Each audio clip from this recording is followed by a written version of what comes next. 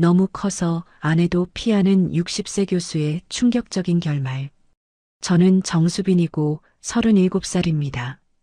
서울 시내 한 호텔에서 VIP 라운지 매니저로 일하고 있어요.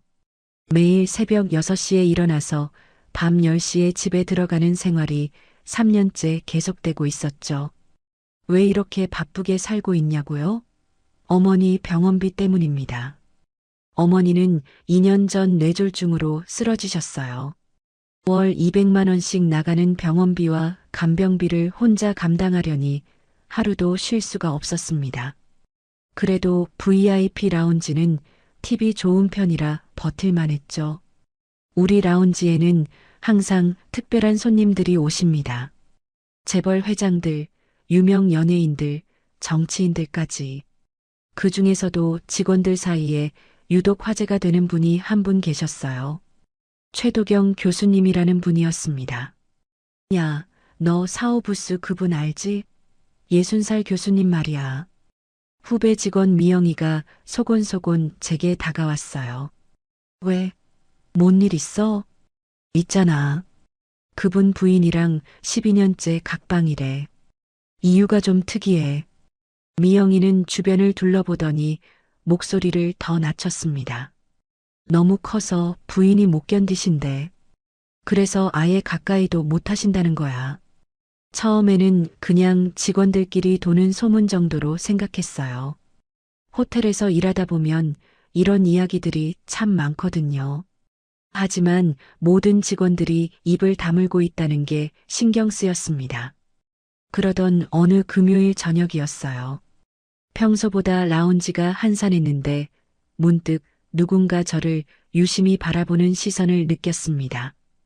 고개를 돌려보니 최도경 교수님이 혼자 앉아 계셨어요. 50대 후반이지만 정말 품이 있으셨습니다.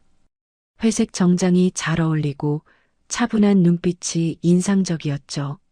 소문으로만 들었던 분을 직접 보니 전혀 다른 느낌이었어요. 그냥 조용하고 신사적인 어른이라는 생각이 들었습니다. 실례합니다. 혹시 잠깐 시간 있으실까요? 도경 교수님이 제게 다가와서 정중하게 말씀하셨어요. 목소리도 차분하고 부드러웠습니다. 네, 말씀하세요. 제가 요즘 개인적으로 처리할 일들이 많아져서요. VIP 일정 조율이랑 서류 정리 같은 걸 좀 도와줄 분을 찾고 있습니다. 처음에는 그냥 비서 업무 정도인 줄 알았어요. 그런데 다음 말을 듣고 깜짝 놀랐습니다. 월 300만 원 추가로 드릴게요. 물론 본업에 지장 없는 선에서만요. 300만 원이요? 제 월급이 250만 원인데 추가로 300만 원이라니. 어머니 병원비 걱정이 한 번에 사라질 금액이었습니다. 구체적으로 어떤 일을 하게 되는 건가요? 크게 어려운 건 아니에요. 출장 일정 정리하고 중요한 서류들 파일링하고 가끔 미팅 준비 정도입니다. 도경 교수님은 차분하게 설명해 주셨어요. 하지만 제 머릿속에는 계속 미영이가 했던 말이 맴돌았습니다. 12년째 각방, 너무 커서 부인이 못 견딘다는 그 소문 말이죠. 시간을 좀 드릴게요. 생각해보고 답변 드리겠습니다. 물론이죠. 급한 건 아니니까 천천히 생각해보세요.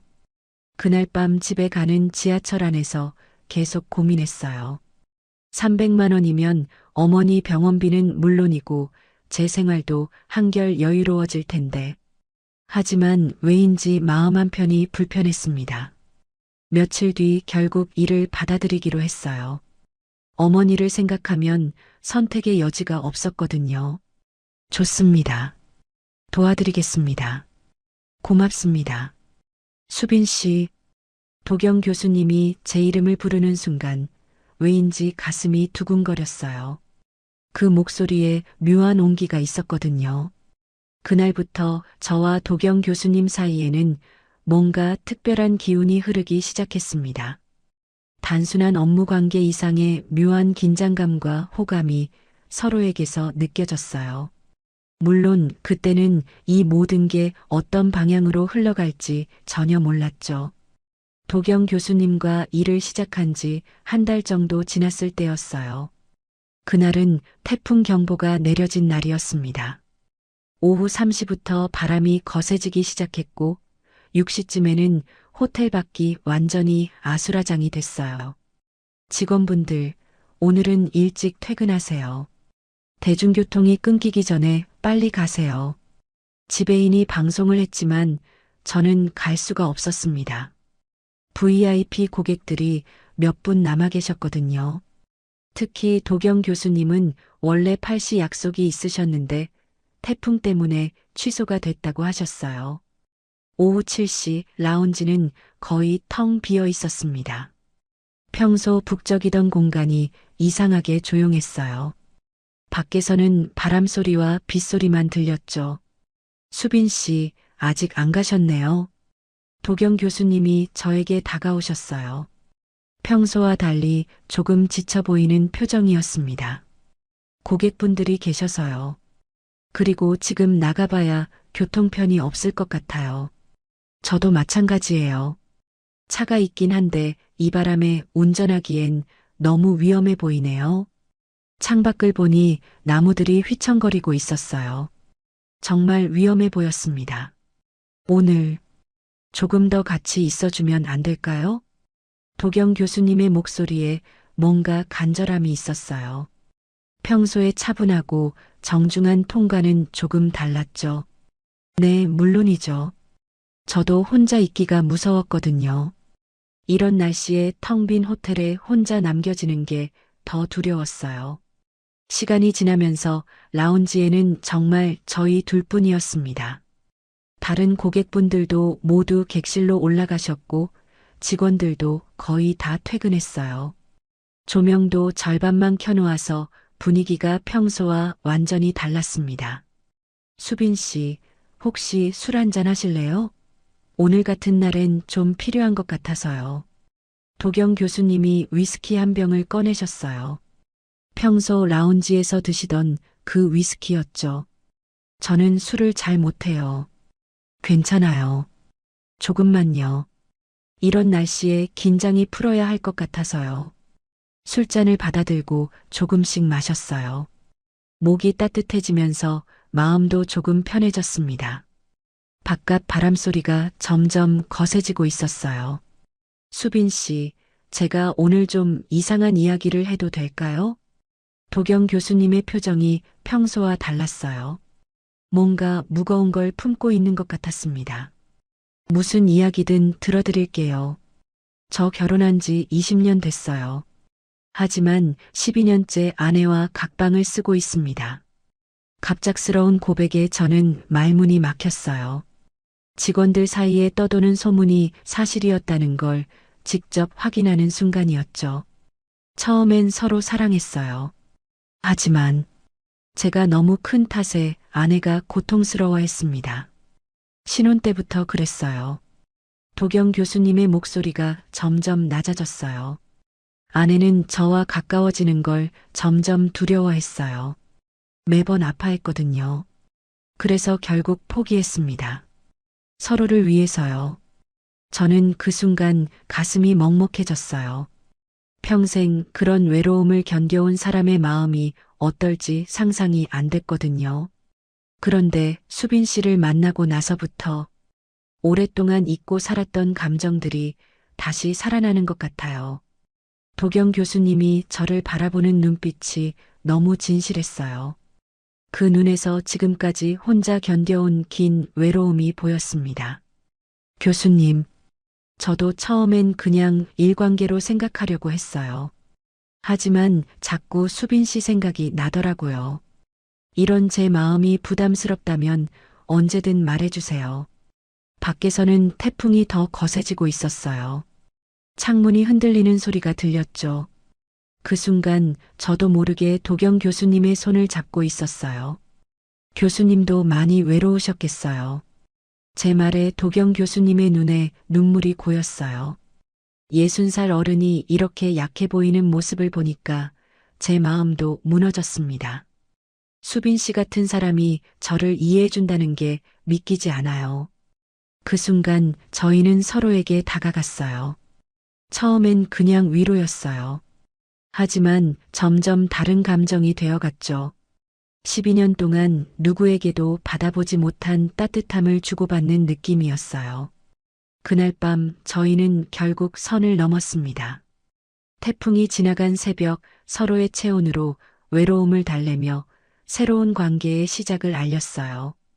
60살과 37살 나이 차이도 상황도 모든 게 복잡했지만 그 순간만큼은 그런 게 중요하지 않았습니다. 그날 밤 이후 도경 교수님과 제 관계는 완전히 달라졌어요. 겉으로는 여전히 업무적인 관계를 유지했지만 서로를 바라보는 눈빛이나 말투에서 특별한 온기가 느껴졌습니다. 며칠 뒤 도경 교수님이 부산으로 출장을 가셨어요. 3일 정도 일정이었는데 첫날 저녁부터 전화가 왔습니다. 수빈 씨, 지금 뭐 하고 있어요? 집에서 저녁 먹고 있었어요. 출장 일정은 어떠세요? 다 좋은데. 수빈 씨가 없으니까 뭔가 허전하네요. 도경 교수님의 목소리에서 진심이 느껴졌어요. 저도 모르게 입가에 미소가 지어졌죠. 저도요. 오늘 나온 지가 좀 적적했어요. 그 이후로 매일 밤 전화가 왔어요. 처음엔 간단한 안부 정도였는데 점점 길어졌습니다. 하루 일과나 사소한 이야기들을 주고받으며 시간 가는 줄 몰랐어요. 오늘 회의에서 좀 힘들었어요. 젊은 사람들과 세대 차이를 많이 느끼더라고요. 그래도 교수님은 경험이 많으시잖아요. 분명 좋은 의견 많이 주셨을 거예요. 수빈 씨가 이렇게 말해주니까 기분이 좋아지네요. 이런 대화들이 저에게는 정말 소중했어요. 누군가 제 하루를 궁금해하고 제가 그 사람의 하루를 위로해 줄 수 있다는 게 새로웠거든요. 출장에서 돌아온 날 도경 교수님이 선물을 가져오셨어요. 부산에서 유명하다는 화장품 세트였는데 고급스럽게 포장되어 있었어요. 부산 가서 수빈 씨 생각이 나서 샀어요. 이런 걸 왜 사오? 너무 비싸 보이는데. 괜찮아요. 수빈 씨가 좋아할 것 같아서요. 그런 작은 관심들이 저를 설레게 했습니다. 오랫동안 누군가에게 이런 마음을 받아본 적이 없었거든요. 하지만 며칠 뒤 일이 일어났어요. 평소처럼 핸드폰으로 은행 앱을 확인하다가 깜짝 놀랐습니다. 통장에 200만 원이 입금되어 있었거든요. 급하게 도경 교수님께 전화했어요. 교수님, 혹시 제 통장에 돈 넣어주신 거예요? 아, 그거요? 지난번. 고마웠어서요. 지난번이 뭔가요? 그날 밤 말이에요. 수빈 씨가 저를 많이 위로해줬잖아요. 그 순간 가슴이 철렁 내려앉았어요. 위로라고 했지만 결국 그날 밤 일에 대한 대가라는 뜻이었거든요. 교수님, 저는 그런 의미로 한 게 아니었는데. 아니에요. 그냥 제 마음이에요. 부담 갖지 마세요. 전화를 끊고 나서 한참을 멍하니 앉아 있었어요. 머릿속이 복잡했습니다. 도경 교수님이 저를 어떻게 생각하는 건지, 저는 그분에게 뭐가 된 건지 알 수가 없었어요. 나는 대체 뭐가 된 거지? 이런 생각이 계속 맴돌았어요. 진짜 좋아해서 가까워진 건지 아니면 돈을 받는 관계인 건지 경계가 흐려졌습니다. 더 큰 문제는 호텔 직원들 사이에서 소문이 돌기 시작한 거였어요. 언니, 요즘 사오부스 교수님이랑 많이 친해진 것 같던데. 후배 미영이가 의미심장한 표정으로 물어봤어요. 일 때문에 자주 만나게 되는 거야. 근데 어제 지하 주차장에서 교수님 차에 타시는 거 봤어요. 가슴이 뜨끔했어요. 어제 비가 와서 도경 교수님이 집까지 태워다 주셨거든요. 그런데 그걸 누가 봤다니. 그냥 비 와서 태워다 주신 거야. 아, 그렇구나. 그냥 좀 신기해서 물어본 거예요. 미영이는 그렇게 말했지만 표정에서 뭔가 의심스럽다는 게 느껴졌어요. 며칠 뒤에는 다른 동료도 비슷한 이야기를 했습니다. 수빈아, 너 요즘 좀 달라 보인다.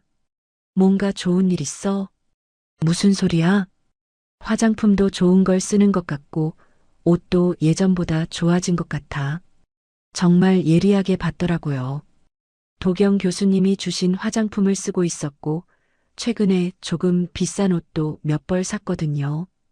추가 수당을 받으니까 여유가 생겼거든요. 그냥 요즘 일이 잘 풀려서 그런가 봐. 그래, 부럽다. 나도 좀 알려줘. 농담조로 말했지만 눈빛에서 뭔가 알고 있다는 느낌이 났어요. 집에 가는 길에 계속 생각했어요. 도경 교수님과의 관계가 점점 복잡해지고 있었습니다. 분명히 서로에 대한 감정은 진짜였어요. 하지만 그 사이에 돈이 끼어들면서 모든 게 애매해졌죠.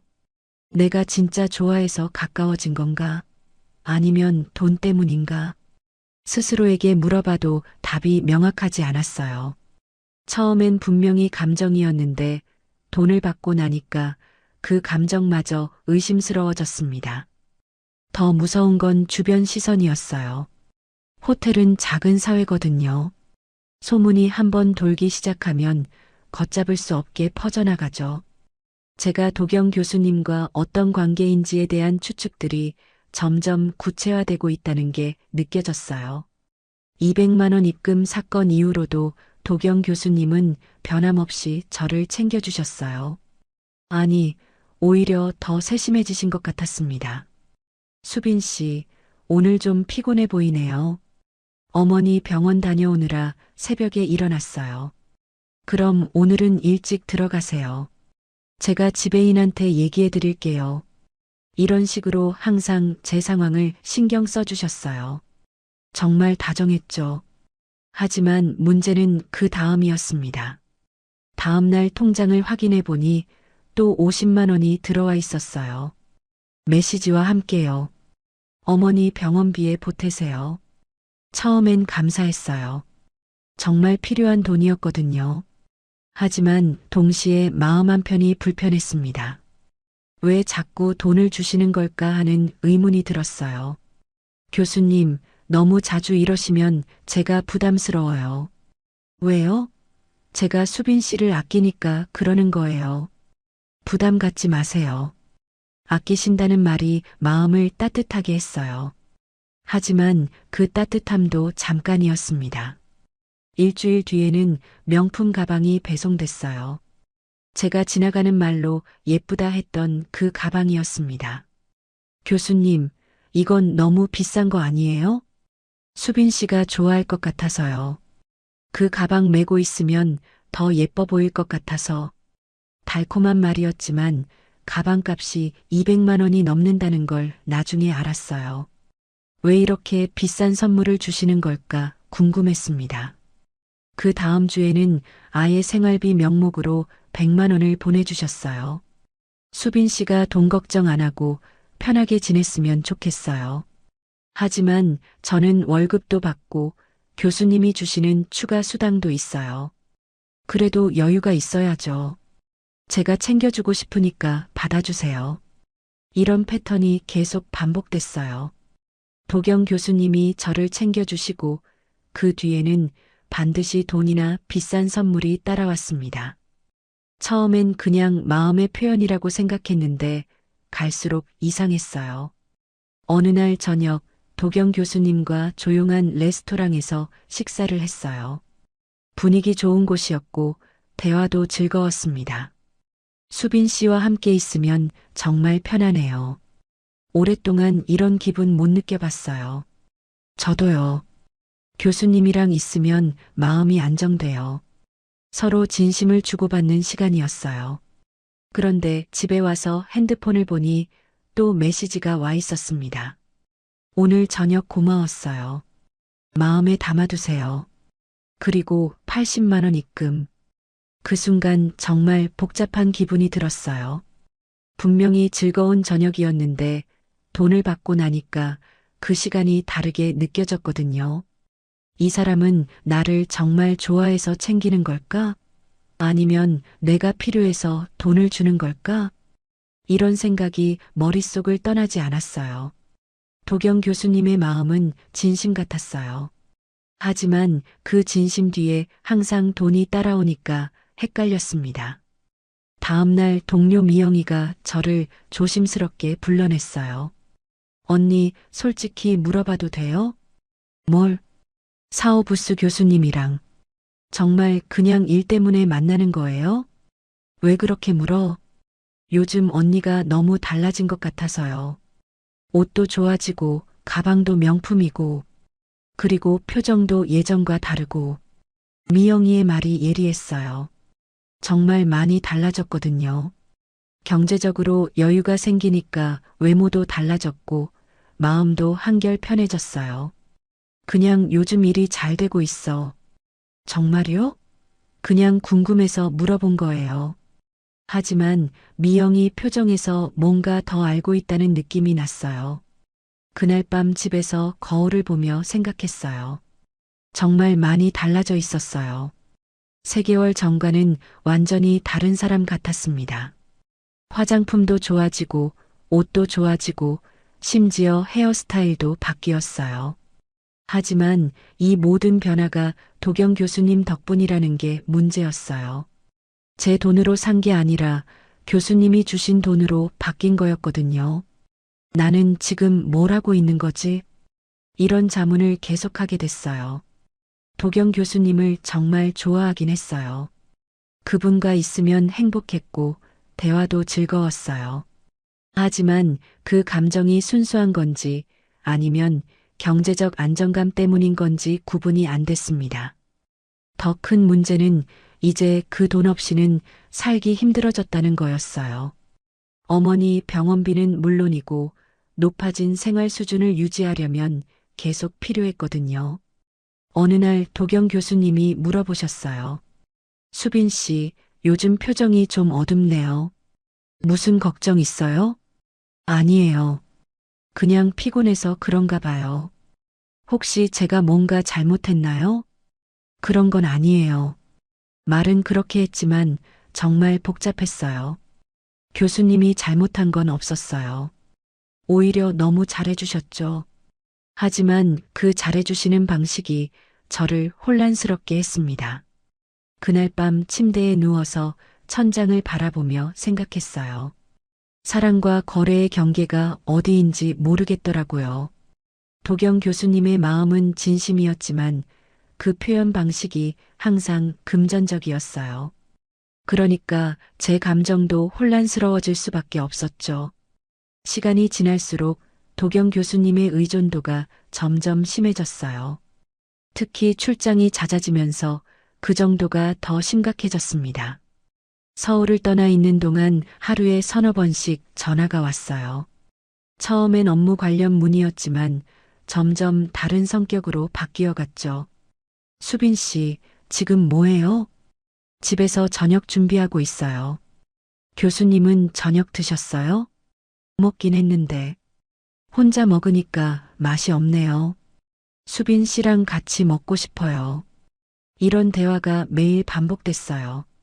처음엔 그냥 외로움의 표현이라고 생각했는데 점점 강도가 세졌습니다. 어느 날 밤 11시에 전화가 왔어요. 수빈 씨, 잠들었어요? 아니요. 무슨 일 있으세요? 그냥 목소리가 듣고 싶어서요. 오늘 하루 종일 우울했어요. 왜요? 무슨 일 있으셨나요? 별거 아닌데 회의에서 젊은 사람들과 의견이 안 맞아서요. 나이를 느끼게 되더라고요. 그런데 수빈 씨 목소리 들으니까 기분이 좋아져요. 도경 교수님의 목소리에 진짜 외로움이 묻어 있었어요. 60살 어른이 이렇게 의지하는 모습을 보니까 마음이 아팠습니다. 교수님, 너무 힘들어하지 마세요. 내일이면 서울 들어오시잖아요. 그래요. 수빈 씨 때문에 버티고 있어요. 정말이에요. 이런 말들이 처음엔 달콤했어요. 누군가 저를 이렇게 필요로 한다는 게 새로웠거든요. 하지만 점점 부담이 되기 시작했습니다. 다음 주 대구 출장에서는 더 심했어요. 새벽 1시에 전화가 와서 깜짝 놀랐어요. 수빈 씨, 죄송해요. 잠 깼죠? 괜찮아요. 무슨 일이세요? 잠이 안 와요. 자꾸 수빈 씨 생각이 나서요. 너 없으면 못 버티겠다는 생각이 들어요. 그 순간 등골이 서늘했어요. 사랑의 고백 같기도 했지만 동시에 무거운 책임감이 느껴졌거든요. 교수님, 너무 의존하시면 안 돼요. 저도 제 생활이 있어요. 알아요. 하지만 어쩔 수 없어요. 20년 넘게 혼자 지내다가 수빈 씨 같은 사람 만나니까 놓고 싶지 않아요. 이런 대화가 계속되면서 저는 점점 숨이 막혔어요. 도경 교수님의 마음은 이해했지만 그 무게가 너무 무거웠습니다. 더 큰 문제는 제가 이제 이 관계에서 빠져나올 수 없게 됐다는 거였어요. 어머니 병원비가 매달 200만 원씩 나가는 상황에서 도경 교수님이 주시는 돈 없이는 생활이 불가능했거든요. 게다가 제 생활 수준도 많이 올라가 있었어요. 어느 날 계산을 해봤어요. 지난 3개월 동안 도경 교수님께 받은 돈이 총 1200만 원 정도였어요. 월급 외에 추가로 받은 거였죠. 그 돈으로 어머니 병원비를 냈고 제 카드빚도 정리했어요. 처음으로 경제적으로 여유로운 생활을 하고 있었습니다. 하지만 그럴수록 죄책감도 커졌어요. 나는 지금 뭘 하고 있는 거지? 정말 이 사람을 좋아하는 거야? 아니면 돈 때문에 못 떠나는 거야? 스스로에게 물어봐도 답이 명확하지 않았어요. 한 번은 정말 끊어보려고 했어요. 도경 교수님이 또 새벽에 전화했을 때였습니다. 교수님, 이제 그만해요. 뭘 그만하라는 거예요? 이런 전화들, 그리고 우리 관계요. 너무 복잡해졌어요. 수빈 씨, 갑자기 왜 그래요? 제가 뭔가 잘못했나요? 도경 교수님의 목소리가 급하게 변했어요. 진짜 당황하시는 것 같았죠. 잘못하신 건 없어요. 하지만 이렇게 계속할 수는 없어요. 왜요? 우리 잘 지내고 있었잖아요. 하지만 주변 시선도 그렇고 제 마음도 복잡하고 수빈 씨, 제발 그런 말 하지 마세요. 당신 없으면 정말 못 살아요. 그 말을 듣는 순간 마음이 무너졌어요. 60살 어른이 이렇게 애원하는 모습을 보니까 차마 매정하게 할 수가 없었거든요. 그 다음날 통장에 500만 원이 들어왔어요. 어제 놀라게 해서 미안해요. 마음 정리할 시간 드릴게요라는 메시지와 함께요. 그 돈을 보는 순간 정말 복잡했어요. 화가 나면서도 한편으로는 안도감이 들었거든요. 당장 다음 달 어머니 병원비 걱정은 없어졌으니까요. 그때 깨달았어요. 저는 이미 이 관계에서 빠져나올 수 없게 됐다는 걸요. 사랑인지 연민인지 의존인지 구분이 안 됐어요. 도경 교수님이 저를 필요로 하는 만큼 저도 교수님을 필요로 하고 있었거든요. 감정적으로도 경제적으로도요. 며칠 뒤 도경 교수님이 출장에서 돌아오셨을 때 저를 보는 눈빛이 달랐어요. 더 간절하고 더 애타는 표정이었죠. 수빈 씨, 정말 미안했어요. 제가 너무 심했죠? 괜찮아요. 저도 오해했던 것 같아요. 앞으로는 조심할게요. 하지만 수빈 씨만은 놓고 싶지 않아요. 그 순간 저는 완전히 항복했어요. 이 관계를 끝낼 수도 없고 계속할 수도 없는 애매한 상태에서 그냥 떠내려가기로 했습니다. 도망치고 싶었지만 벗어날 수 없는 덫에 걸린 기분이었어요. 도경 교수님과의 관계가 깊어지고 있던 어느 날 뭔가 이상한 기운을 느끼기 시작했어요. 처음엔 그냥 제 착각인 줄 알았습니다. 평소보다 일찍 출근한 날이었어요. 지하 주차장에서 차에서 내리는데 누군가 저를 바라보는 시선을 느꼈거든요.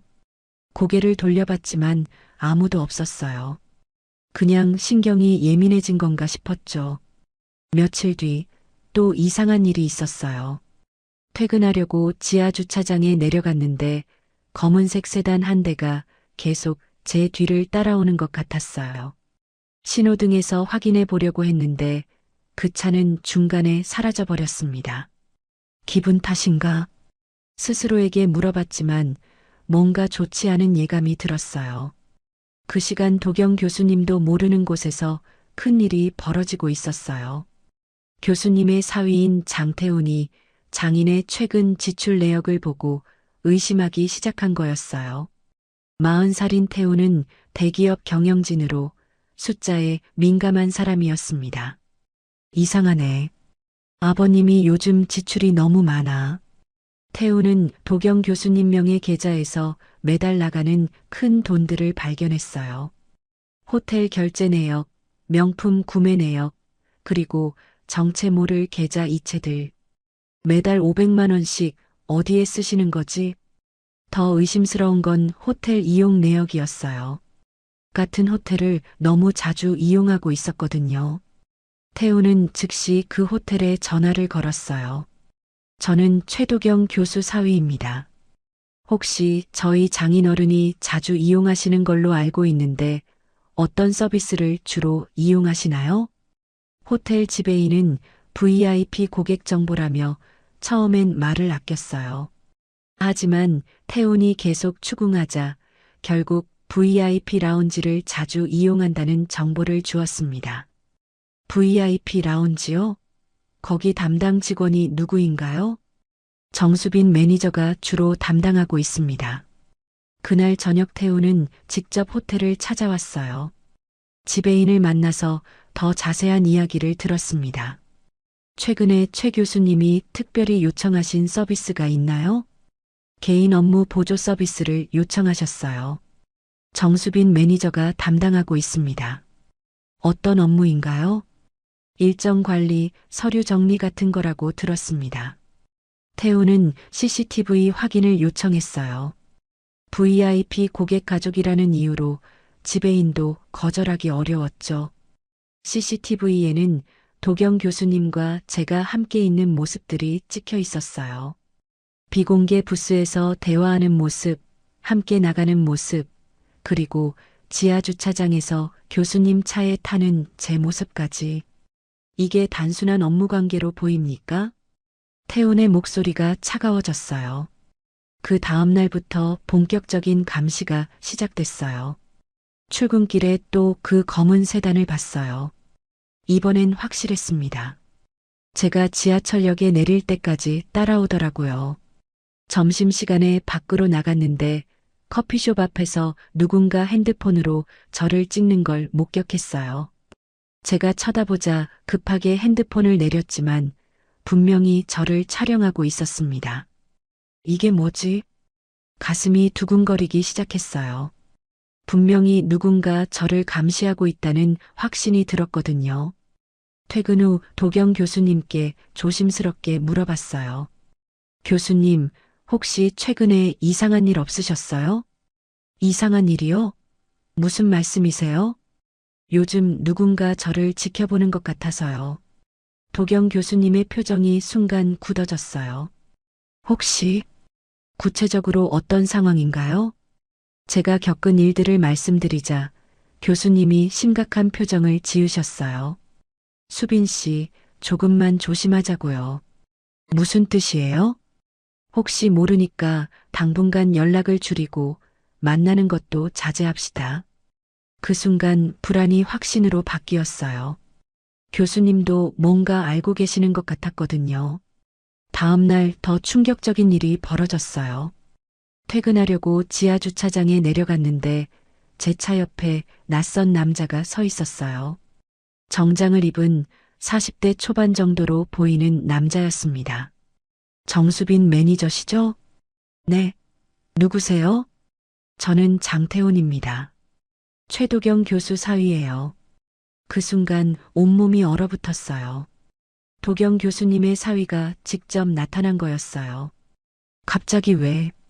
우리 좀 이야기할 시간 있을까요? 태훈의 목소리는 정중했지만 눈빛은 차가웠어요.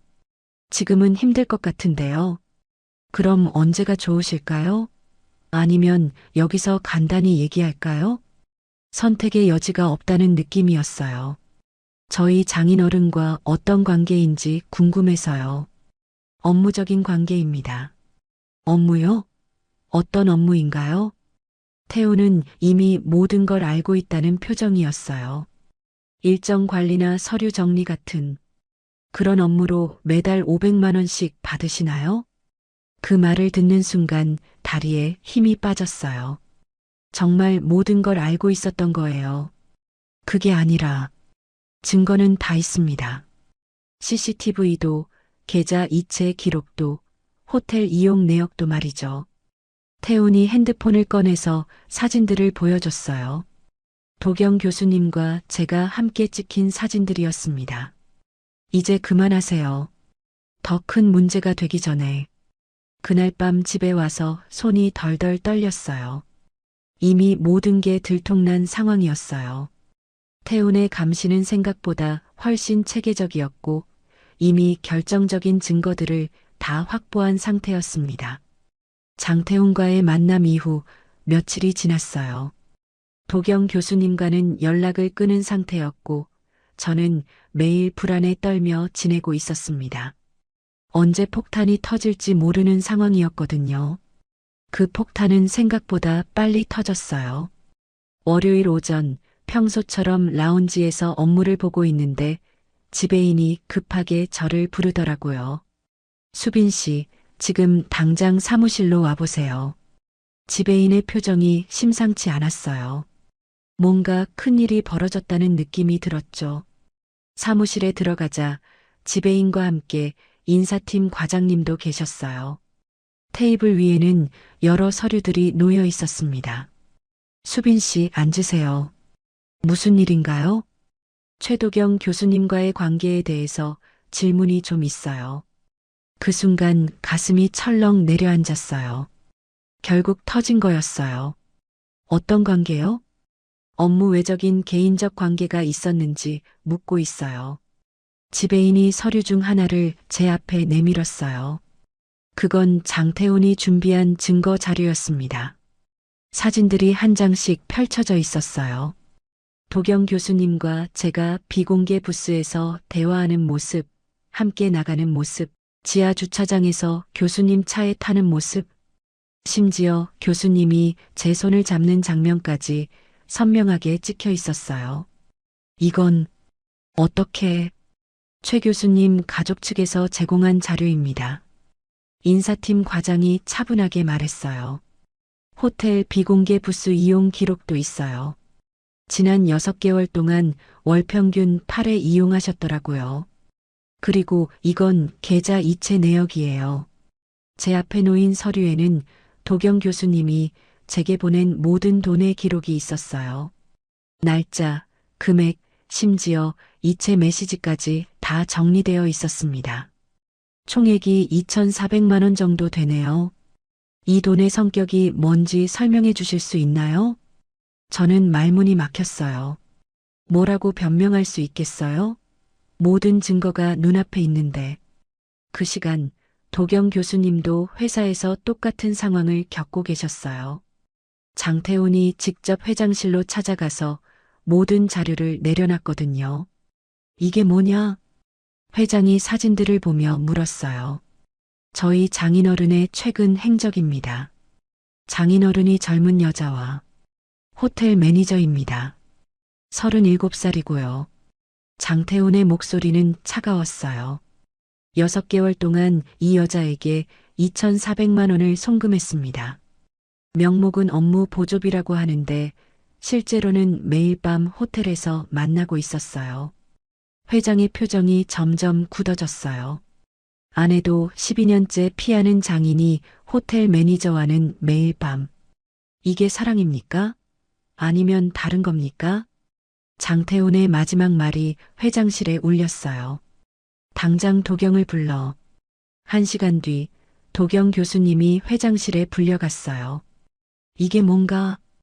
회장이 사진들을 내려치며 소리쳤어요. 회장님, 60살 된 사람이 어린 여자에게 이게 뭐 하는 짓인가? 설명드릴게요. 설명? 뭘 설명해? 이 창피한 걸. 도경 교수님은 아무 말도 할 수 없었어요. 모든 게 명백했거든요. 당장 직위 해제야.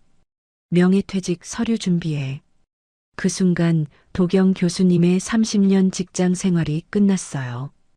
호텔에서도 제게 최후 통첩이 내려졌어요. 수빈 씨, 윤리 위반 소명서를 제출하세요. 일주일 안에요. 소명서요? VIP 고객과 부적절한 관계, 금품 수수, 호텔 이미지 실추. 이 모든 걸 해명해야 해요. 지배인의 말은 이미 결론이 정해져 있다는 뜻이었어요. 그날 밤 도경 교수님에게서 전화가 왔어요. 수빈 씨, 미안해요. 목소리가 완전히 꺾여 있었어요. 교수님, 괜찮으세요? 직위 해제됐어요. 명예퇴직 권고 받았고요. 그 말을 듣는 순간 눈물이 쏟아졌어요. 제 때문에 교수님이 이런 일을 당하게 된 거였어요. 제 탓이에요. 아니에요. 제가 신중하지 못했어요. 교수님, 저 어떻게 하죠? 우리, 이제 만나기 힘들 것 같아요. 그 말이 이별 통보였어요. 다음 날 저는 호텔에 사직서를 냈어요. 소명서 대신에 말이죠. 제가 그만둘게요. 교수님을 더는 위험하게 하고 싶지 않아요. 지배인에게 그렇게 말했어요. 수빈 씨, 잘 생각한 거예요. 이 일이 더 커지면 모두에게 좋지 않아요. 마지막 출근 날 동료들의 시선이 따가웠어요. 이미 소문이 다 퍼진 상태였거든요. 언니, 정말 그런 관계였어요? 미영이가 조심스럽게 물어봤어요. 복잡해. 그것밖에 답할 수 없었어요. 짐을 정리하며 지난 6개월을 되돌아봤어요. 처음엔 단순한 업무 관계였는데 어떻게 이렇게 됐을까 싶었죠. 태풍이 지나간 그날 밤부터 모든 게 꼬이기 시작했던 것 같아요.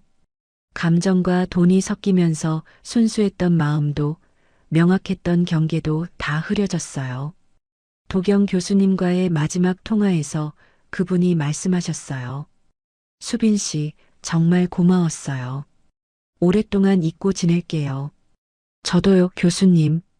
그렇게 우리의 관계는 끝났어요. 6개월 동안의 황혼 연애가 하루아침에 무너져 내린 거였죠. 사진 한 장, 계좌 내역 몇 장으로 모든 게 끝나버렸어요. 이별은 정말 갑작스럽게 찾아왔습니다. 호텔을 그만둔 후 일주일이 지났어요. 저는 좁은 원룸에서 하루 종일 멍하니 지내고 있었습니다. 무엇보다 도경 교수님이 어떻게 지내고 계신지 궁금했지만 연락할 수도 없는 상황이었어요. 구직 활동을 시작해야 했지만 마음이 무너져서 아무것도 할 수가 없었어요. 어머니 병원비는 어떻게 감당해야 할지, 앞으로 어떻게 살아가야 할지 막막했습니다. 그러던 어느 날 저녁 현관벨이 울렸어요. 누구세요? 수빈 씨. 저예요. 도경 교수님의 목소리였어요. 깜짝 놀라서 급하게 문을 열었습니다. 교수님은 평소와 완전히 다른 모습이셨어요. 정장 대신 편안한 옷을 입고 계셨고 표정도 많이 지쳐 보이셨어요. 하지만 눈빛은 예전보다 더 확고해 보였습니다. 교수님, 어떻게 여기까지 들어가도 될까요?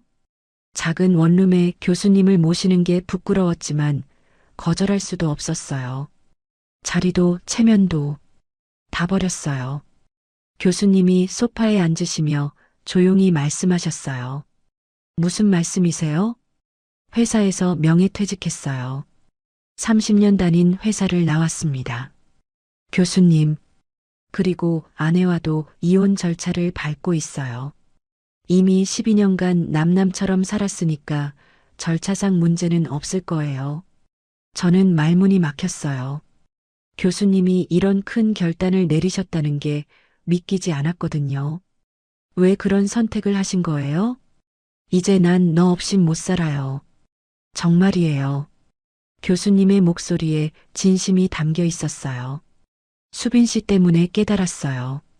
60살까지 살면서 진짜 사랑이 뭔지 처음 알았습니다. 그러시면서 교수님이 가방에서 서류 봉투를 꺼내셨어요. 이게 뭐예요? 퇴직금하고 제가 모아둔 돈이에요. 6억 정도 됩니다. 6억이라니 상상도 못할 큰 돈이었어요. 그리고 이건 오피스텔 계약서예요. 강남에 있는 30평짜리인데 4억에 샀어요.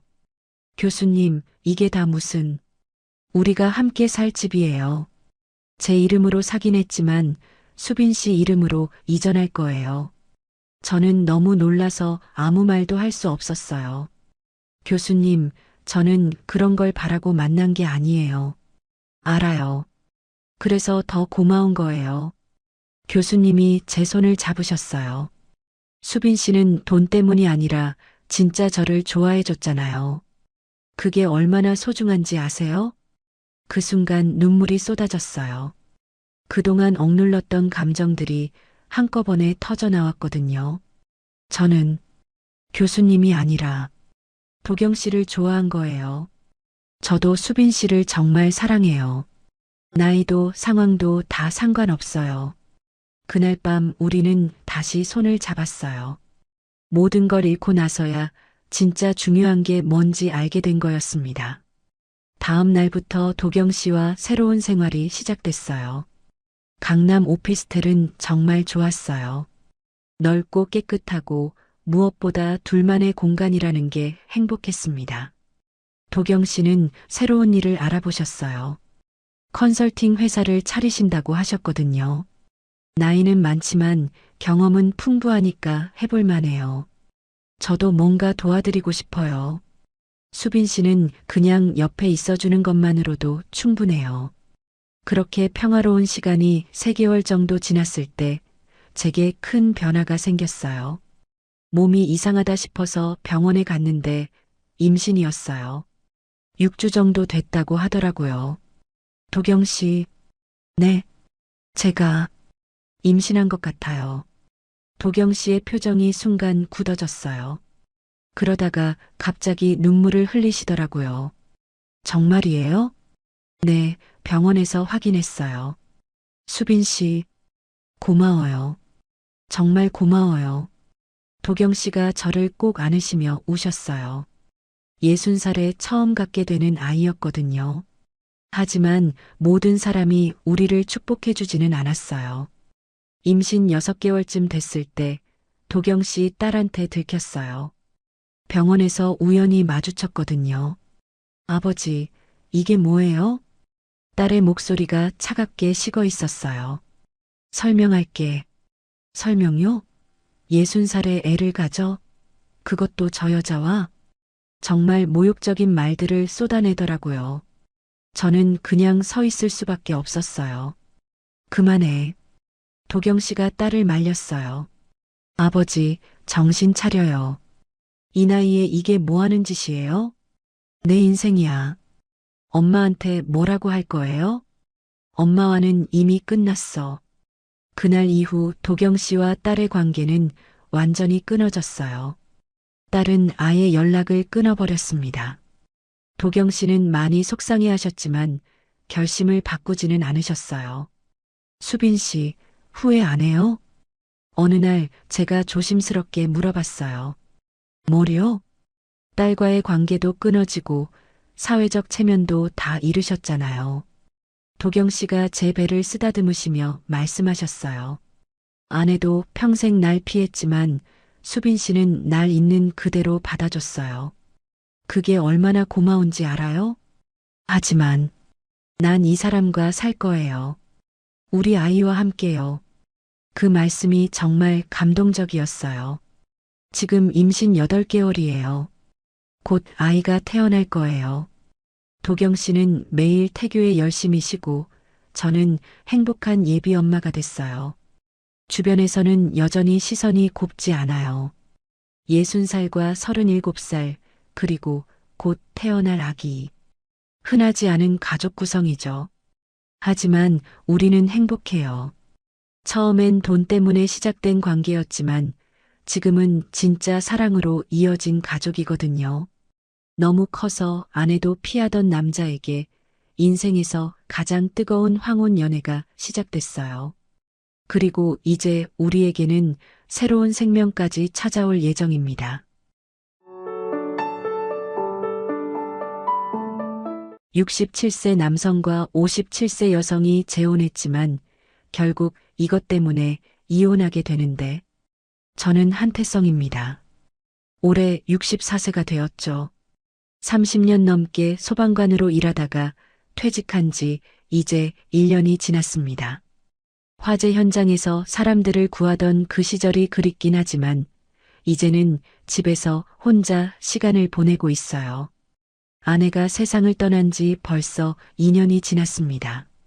처음엔 괜찮을 줄 알았는데 시간이 갈수록 집이 더 조용해지는 것 같아요.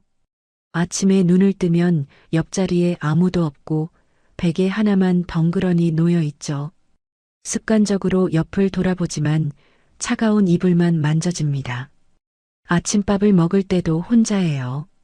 예전엔 아내가 미역국을 끓여주곤 했는데 이제는 간단한 라면이나 김치찌개로 때우고 있습니다. 식탁에 앉으면 의자 하나만 사용하게 되고 반찬도 하나씩만 덜어놓게 되죠. 텔레비전 소리가 집안의 적막함을 달래주는 유일한 친구가 되었어요. 점심시간이 되어도 특별할 게 없습니다. 근처 식당에 가서 혼밥을 하거나 집에서 컵라면을 끓여 먹어요. 가끔 식당에서 가족들이 함께 밥을 먹는 모습을 보면 부러워집니다. 웃음소리와 대화가 오가는 테이블을 바라보면서 나도 저런 시간이 있었는데 하는 생각이 들죠. 밤이 되면 정말 힘듭니다. 잠이 오지 않아서 이불을 덮고 누워도 천장만 계속 바라보게 되더라고요. 에어컨 돌아가는 소리, 시계 째깍거리는 소리만 들립니다. 소방관 시절 구하지 못했던 사람들의 얼굴이 자꾸 떠올라요. 5층 화재에서 미처 구조하지 못한 할머니, 공장 폭발 사고에서 뒤늦게 발견된 작업자의 모습이 선명하게 기억납니다. 아내에 대한 그리움도 밤마다 찾아와요. 함께 보던 드라마 재방송이 나오면 괜히 눈물이 납니다. 아내가 좋아하던 트로트 음악이 라디오에서 흘러나오면 급하게 채널을 돌려버리죠. 새벽 3시, 4시까지 뒤척이다가 겨우 잠이 드는 날이 대부분입니다. 요즘엔 손이 자주 떨려요. 아침에 커피잔을 들 때 미세하게 흔들리고 신문을 펼칠 때도 종이가 바스락거립니다. 면도할 때는 더 조심스러워졌어요. 거울 속 내 모습이 예전 같지 않다는 걸 느끼죠. 나이가 들어서 그런 거겠지만 혼자 있을 때 이런 변화를 마주하니까 더욱 서글퍼집니다. 같은 동네에 살고 있는 장미라 씨도 비슷한 상황이었습니다. 미라 씨는 57세인데 시장 입구에서 떡집을 운영하고 있어요. 이혼을 하고 나서 딸 하나를 혼자 키우며 살아가고 있죠. 남편과 헤어진 이유는 잘 모르지만 혼자서 아이를 키우는 게 쉽지 않았을 거예요. 미라 씨는 매일 새벽 4시에 일어납니다. 알람 시계가 울리면 몸이 무거워도 벌떡 일어나요. 찬 바닥에 발을 디디면서 하루를 시작하죠. 세수를 하고 간단히 옷을 갈아입은 뒤 떡집으로 향합니다.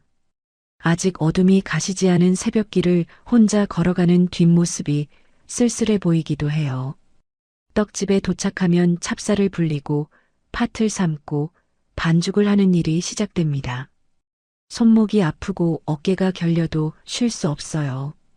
찜기에서 하얀 김이 올라오면 떡이 익었다는 신호죠. 하나하나 정성스럽게 꺼내서 식히고 예쁘게 모양을 잡습니다. 손님들이 와서 맛있다고 칭찬해주면 그때만큼은 기분이 좋아져요.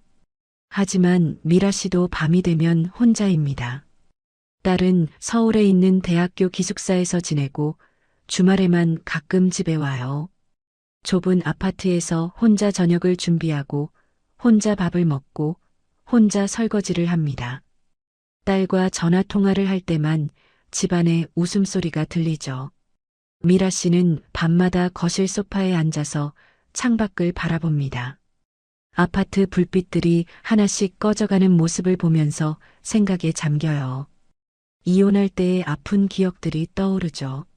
남편과 크게 싸우던 날, 딸 앞에서 눈물을 참던 순간들, 혼자서 모든 걸 결정해야 했던 두려움이 다시 밀려옵니다. 그래도 미라 씨는 포기하지 않습니다. 딸 앞에서는 늘 밝은 모습이어야 한다고 생각해요. 손님들에게도 웃으면서 인사하고 힘든 내색은 하지 않으려고 노력하죠. 가끔 거울을 보면서 연습하기도 해요. 웃는 표정, 밝은 목소리로 인사하는 모습을 말이에요. 저와 미라 씨는 같은 아파트 단지에 살고 있었지만 서로의 존재를 전혀 몰랐습니다. 저는 주로 밤늦게 산책을 하고 미라 씨는 새벽 일찍 떡집으로 나가니까 생활 패턴이 완전히 달랐거든요. 엘리베이터에서 마주쳤을 수도 있지만 기억에 남지 않았어요. 우리는 각자의 외로움 속에서 하루하루를 버텨나가고 있었습니다. 어떤 날은 정말 막막했어요. 이렇게 혼자 살아가는 게 맞나 싶기도 하고 앞으로 몇 년을 더 이런 식으로 보내야 할까 싶기도 했습니다. 가끔 아내 사진을 보면서 대화를 하기도 해요. 오늘 뭐 했는지, 힘든 일은 없었는지 혼자 중얼거리죠. 미라 씨도 비슷한 마음이었을 거예요. 새벽에 떡집 문을 열면서 오늘도 힘내자고 스스로를 다독였을 거고 저녁에 혼자 남았을 때면 깊은 한숨을 내쉬었을 거예요. 우리는 서로 모르는 채로 같은 외로움과 그리움을 나누고 있었던 셈이죠. 그런데 운명이라는 게 정말 신기한 것 같습니다. 그날도 잠이 오지 않아서 새벽 3시쯤 집을 나섰습니다. 요즘 들어 밤마다 이런 일이 반복되고 있어요. 이불 속에서 뒤척이다가 답답해지면 그냥 밖으로 나가서 걷곤 했죠. 찬 공기가 얼굴에 닿으면 조금이라도 마음이 진정되는 것 같았거든요. 아파트 단지를 벗어나서 시장 쪽으로 걸어가고 있었는데 갑자기 요란한 소리가 들렸습니다. 화재 경보 소리였어요. 30년 넘게 소방관으로 일했던 제가 그 소리를 모를 리 없죠. 몸이 먼저 반응했습니다. 퇴직했지만 여전히 그 소리만 들으면 가슴이 두근거리고 발걸음이 빨라져요. 소리가 나는 쪽으로 뛰어가니 작은 떡집에서 경보가 울리고 있었습니다. 불빛이 깜빡이고 시끄러운 소리가 새벽 거리에 울려 퍼지고 있었어요. 가게 앞에 한 여성이 서 있는데 당황한 모습이었습니다. 열쇠를 들고 있는 걸 보니 주인인 것 같았죠. 저는 망설이지 않고 다가갔습니다. 아직도 화재 상황에서는 몸이 먼저 움직여요. 그 여성이 바로 미라였는데 그때는 이름도 몰랐죠. 급하게 물어봤어요. 혹시 불이 났나요? 안전한 곳으로 피해야 합니다. 미라는 깜짝 놀란 표정으로 저를 쳐다봤어요. 새벽에 갑자기 나타난 낯선 남자를 보고 무서워할 수도 있었는데 제가 진심으로 걱정하는 모습을 본 건지 금세 안심하는 것 같았습니다. 아니에요. 불은 안 났는데 경보가 계속 울려서 어떻게 해야 할지 모르겠어요. 처음 있는 일이라서요. 미라의 목소리가 떨리고 있었어요.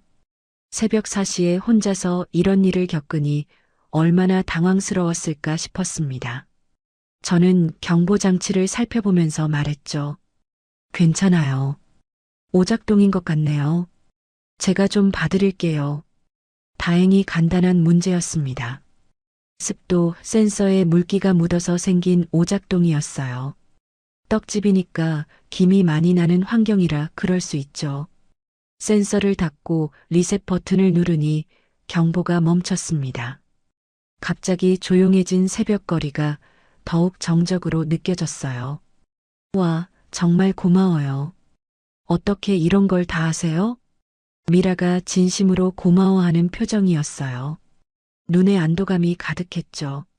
저도 오랜만에 누군가에게 도움이 되는 일을 해서 기분이 좋았습니다.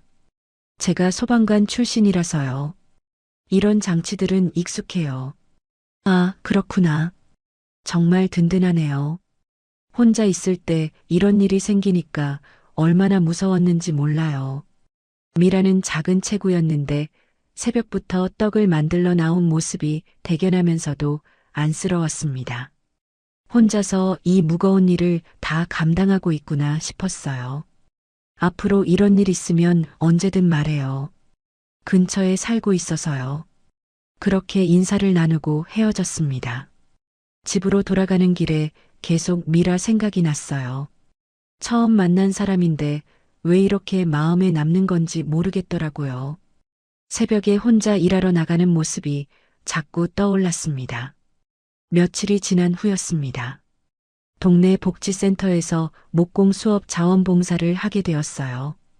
퇴직 후에 뭔가 의미 있는 일을 해보고 싶어서 신청한 거였습니다. 어르신들에게 간단한 목공 기술을 가르치는 일이었죠. 제가 평소에 취미로 하던 일이라 어렵지 않았어요. 수업 준비를 하고 있는데 익숙한 목소리가 들렸습니다. 고개를 돌려보니 지난번 떡집에서 만났던 그 사람이 있는 거예요. 미라도 저를 알아봤나 봅니다. 놀란 표정으로 저를 쳐다보더니 웃으면서 손을 흔들어 주더라고요. 어머, 그때 도움 주신 분이시네요. 여기서 보니까 신기하네요. 미라는 목공 수업 수강생 중 한 명이었습니다. 떡집 일만 하다가 새로운 취미를 배워보고 싶어서 신청했다고 하더라고요. 손재주가 좋아서 다른 사람들보다 금세 요령을 터득했어요. 수업이 시작되고 저는 각 테이블을 돌아다니며 도움을 드렸습니다. 미라 테이블에 갔을 때 조심스럽게 물어봤어요. 떡집 일은 괜찮아요? 그 후로 경보 문제는 없었고요. 네, 덕분에 잘 사용하고 있어요. 정말 고마웠어요. 그런데 여기서 자원봉사를 하고 계시는군요. 대단해요. 미라의 목소리에 존경하는 마음이 담겨 있었어요. 저도 모르게 어깨가 으쓱해졌습니다. 오랜만에 누군가에게 인정받는 기분이었거든요. 그냥 집에만 있으니까 답답해서요. 이렇게 나와서 사람들과 만나니까 좋네요. 맞아요. 저도 떡집 일만 하다가 이런 수업 들으니까 기분 전환이 돼요. 새로운 걸 배우는 재미도 있고요. 대화를 나누면서 미라가 참 성실한 사람이라는 걸 알게 되었습니다. 목공 수업도 진지하게 임하고 모르는 것 있으면 꼼꼼히 물어보더라고요. 집중해서 작업하는 모습이 인상적이었어요. 수업이 끝나고 정리를 하는데 미라가 도와주었습니다. 다른 수강생들은 다 갔는데 혼자 남아서 도구들을 정리해 주더라고요. 안 그래도 되는데요. 제가 할 일인데. 괜찮아요. 저도 일찍 끝났거든요. 그리고 선생님이 열심히 가르쳐 주셔서 이 정도는 해야죠. 그때 미라의 배려심을 느꼈습니다. 남을 먼저 생각하는 마음이 자연스럽게 드러나더라고요. 함께 정리를 하면서 이런저런 이야기를 나눴어요. 평범한 일상 얘기였지만 오랜만에 누군가와 편하게 대화하니까 기분이 좋았습니다. 다음 주에도 와요? 네, 물론이죠. 재미있어서요. 선생님도 계속 오시는 거죠? 그럼요. 여기 오면 보람도 느끼고 좋아요. 그렇게 두 번째 만남이 끝났습니다. 집으로 돌아가는 길에 또 미라 생각이 났어요. 이상하게 마음이 따뜻해지는 기분이었습니다. 오랜만에 누군가와 자연스럽게 대화한 것 같았거든요. 같은 동네에 이런 사람이 살고 있었구나 싶으면서 다음 주가 기대되기 시작했죠. 목공 수업이 계속되면서 미라와 자연스럽게 대화를 나누는 일이 많아졌습니다. 처음엔 수업에 관한 이야기만 했는데 점점 일상적인 얘기들을 하게 되더라고요. 미라가 떡집에서 있었던 재미있는 손님 이야기를 해주거나 제가 소방관 시절 경험담을 들려주기도 했어요. 어느 날 수업이 끝나고 미라가 조심스럽게 말했습니다. 혹시 시간 되면 근처 카페에서 차 한잔 할까요? 오늘 수업이 일찍 끝나서요. 저도 특별히 할 일이 없었고 무엇보다 미라와 더 이야기하고 싶었어요. 복지센터 근처에 작은 카페가 하나 있었는데 조용하고 분위기가 좋았습니다. 카페에 앉아서 커피를 주문하고 나니 좀 더 편한 분위기가 되었어요. 수업 때와는 달리 다른 사람들의 시선을 신경 쓸 필요가 없어서 그런지 대화도 더 자유로워졌습니다. 떡집 일이 많이 힘들죠? 새벽부터 시작해야 하니까. 처음엔 힘들었는데 이제는 익숙해졌어요.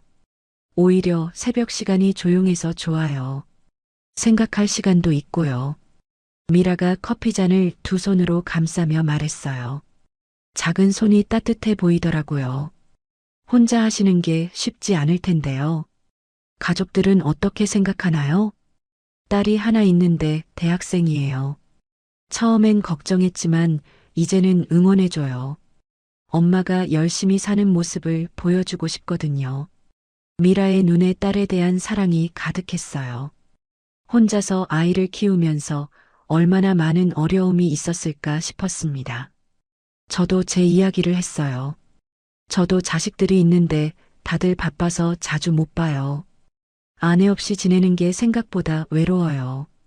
많이 그리우시겠어요. 오래 함께 사셨으니까요. 미라가 조심스럽게 말했어요.